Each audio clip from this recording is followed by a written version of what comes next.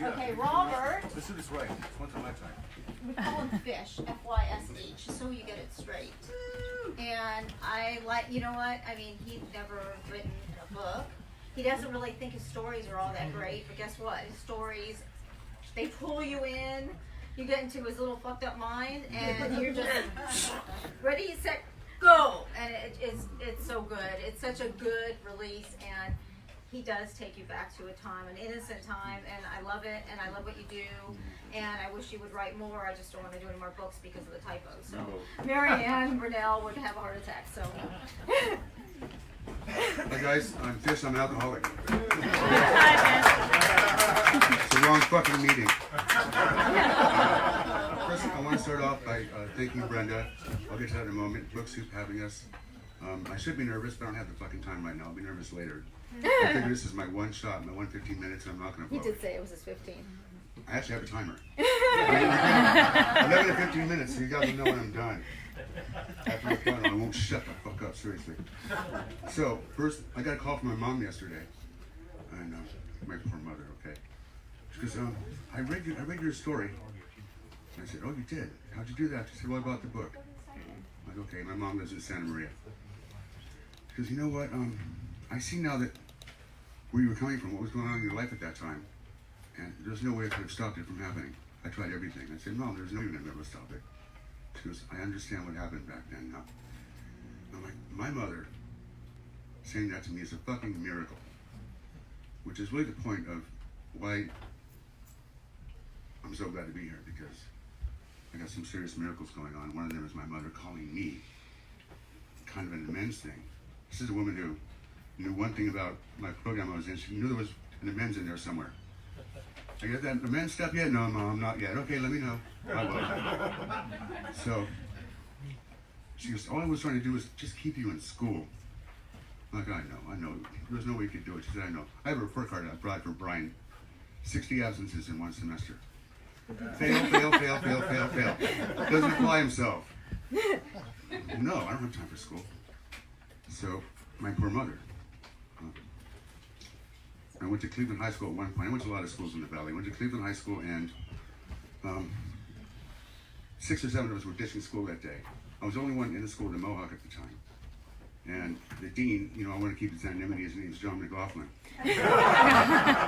Fucking prick. He goes, all right, everybody get back to class, put your cigarettes out. You interest me, get to my office. I'm like, fine. He sits back in his chair. He's got this smug look on his face. Picks up the phone, pulls up my chart, sees my mom's work number. My mom owned a 7-Eleven down the street. Mrs. Silverman, that's Holland. I'm like, ooh, he's got her on speaker. I'm like, ooh, you fucked up just now, dude. That's my dad's name. They're divorced. He knows I'm enjoying it, so he's like, all right, I'm just this little prick.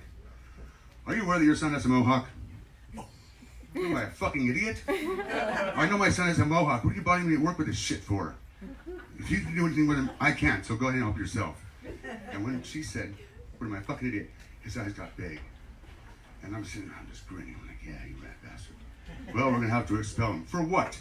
Well, you can see the distraction of the other students. He has a mohawk. Yeah, we established that, but why are you kicking him out? I have to go now, Mrs. Holland.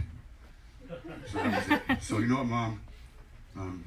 Your pain and suffering, it's now been acknowledged. Those nights that you stayed up while I was running streets in Hollywood, and, I don't know.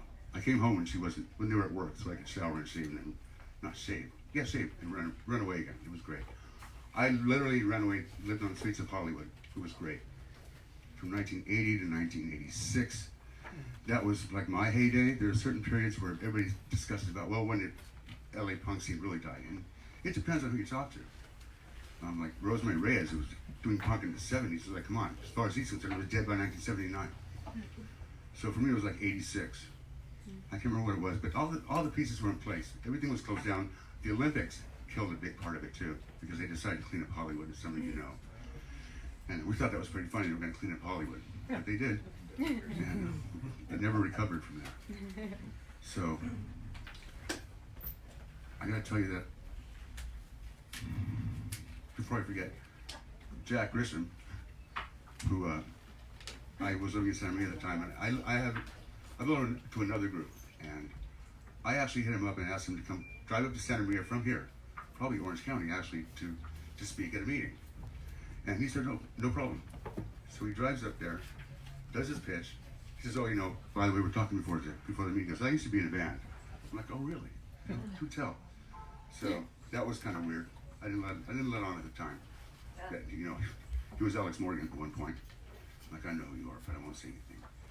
And we have a responsibility to pay for his motel room and his food and everything. You know what? He drove up. He wanted some gas money to get home. He's going to sleep in his car, and that's it. That's all he wanted. That is serious shit. My heroes, my heroes. It's not what they do on stage. It's what they do off stage. It blows my fucking mind. I wrote the story Black Hole Kid. I'm not going to read any of it. Why would I do that? Buy the book. It's $11. So the way that it came about with Brenda and I was with Facebook friends, random shit, right? Punk rocker. I said one line about a gift of recovery concerning a damn show. Her and I are both smitten with Captain Sensible, I guess. So that came up, and I wrote one sentence. She goes, I like the sound of that. Would you write a story for me? Yeah, I'll write a story for you. No problem. So yeah, no problem. I hang up the phone, go to the computer. I can't write. Block, whatever. But I got in my zone. I pounded it out on my computer, emailed it to her. And she responded at some point, probably within the same day.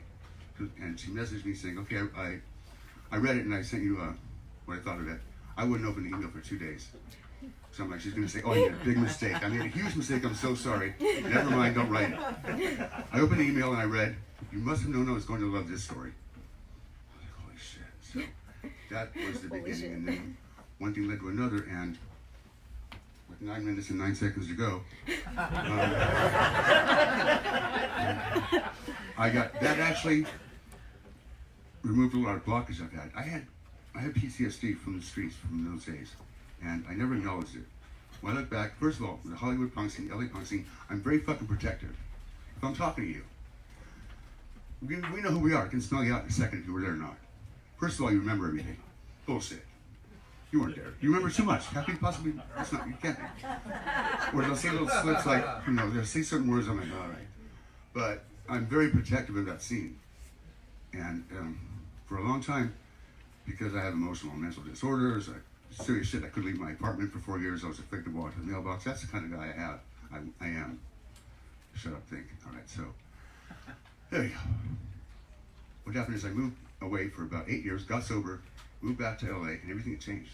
The Damned played the Whiskey. I didn't know about it until it was over. Another show went on. I missed it. What the fuck's going on here?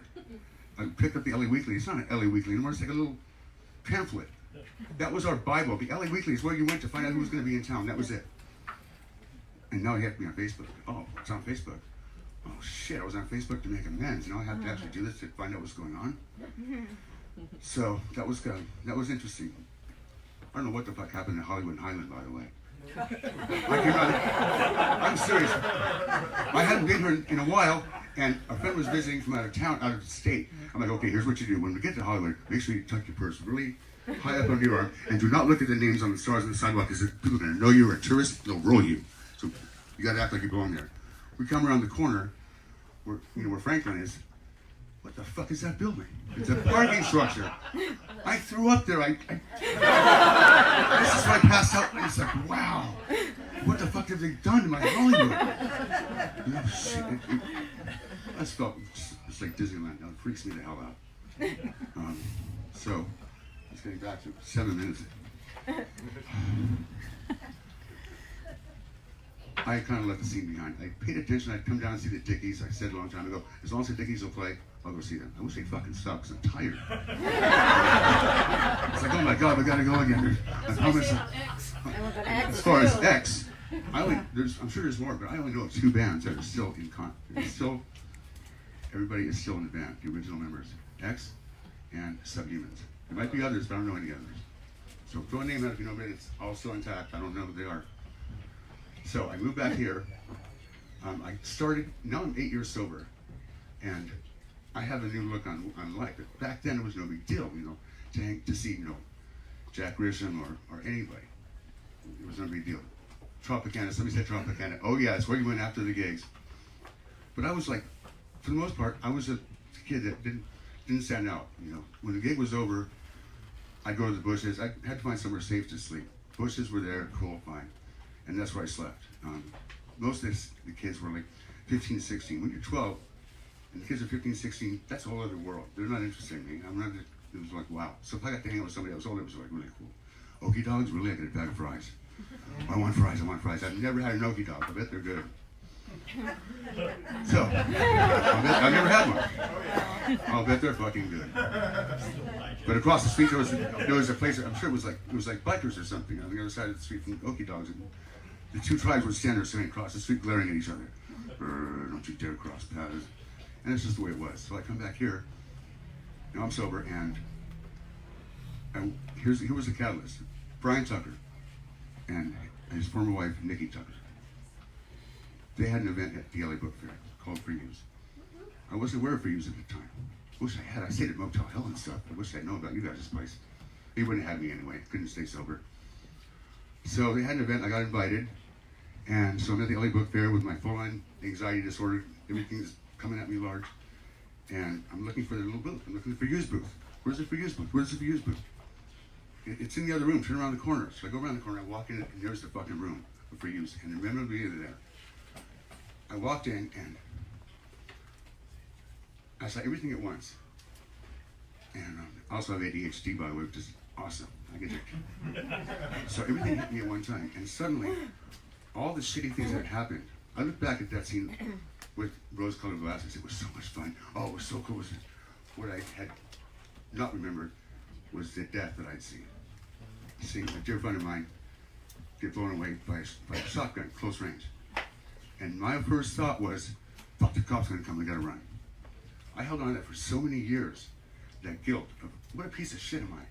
Somebody gets blown in half, and my first thought is, the cops are coming. Nikki said, Fysh, you're a PTSD, and you know what, you were 12 years old. You gotta let that shit go. So, I actually had to flee. I fled the scene, I ran. Total breakdown, I couldn't take it. Nikki coaxed me to go back again. A few days later, I went, and she took me around the room. I'm crying, you guys. Snot's running down my face. I'm laughing. I'm pouring. I'm like, and people are coming up to her and, excuse me. She's going, excuse me. I'm on a private tour right now. So I got to meet Brian and Nikki.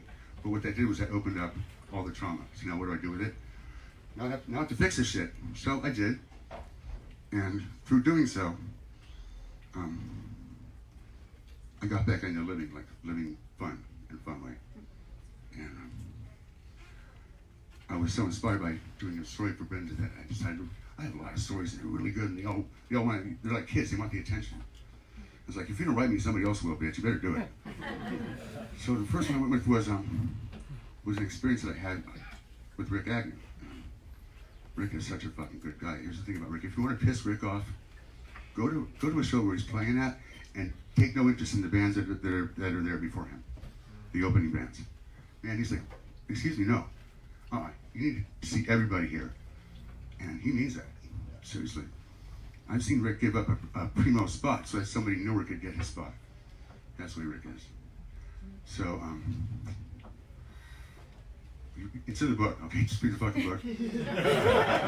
I got to hang out with Rick Agnew and Zatan, and I was in heaven. I was in fucking heaven. This was all closure. So that's where the story came from. And at the time of the writing, I believe Black Hole Kid ends where, I kind of befriended Zatan and Rick, and even my fiance at the time, who they welcomed her with open arms. And my poor wife, oh my God, I love her to death. She, let's put it this way, she sees and hears shit that I will never see and hear. She lives with that every single fucking day. She's my hero. So, what happened after that? I need to continue the story of Black Hole Kid, because not only did I get to be friends with Rick fucking Agnew and Zatan, Rick performed our wedding ceremony. Rick married us. I never would have seen that coming in a million fucking years. I put the word out, we can't learn how much money we need to get married. Do you know anybody? Oh, well, Rick could buy you before you. Rick, what? You can do what? He's ordained. So there's a wedding in my backyard where I live with Eric and I, and some intimate friends, and Rick Agnew was there performing the ceremony. Zatan is the maid of honor. It was fucking amazing. I have to write about this. And Rick and my wife Erica share a common they share something in common that I don't have. And my first instinct was, back to fuck off my Rick. That's mine. You know what? I'm like, shut up, dude. I sat back and you know what? They get to share that. They get to share that. It's none of my fucking business. I don't get it. It doesn't matter I don't get it. Because Erica is the biggest miracle out of all these miracles that have happened. And I said, I got Mom, I got my wife. I don't know how the fuck she puts up with me. I like to say this. I woke up with a hangover and a wife. I think I'll keep her. So, there you go. I hope that this made some sense. You guys can hear my notification in 24 seconds. Billy Zoom. Thank you so much, Billy, for everything. Jack, thank you. For Billy. Good. 11 seconds, people. Jack. I don't see Rick. I know Rick's here somewhere, though. Hands are on. So, with 4 seconds left to go, I hope that you guys got something out of that because I'm very blessed. Thank you.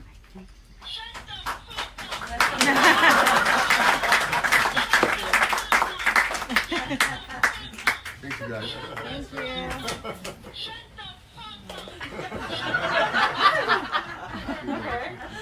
All right, I will. Jack Grisham.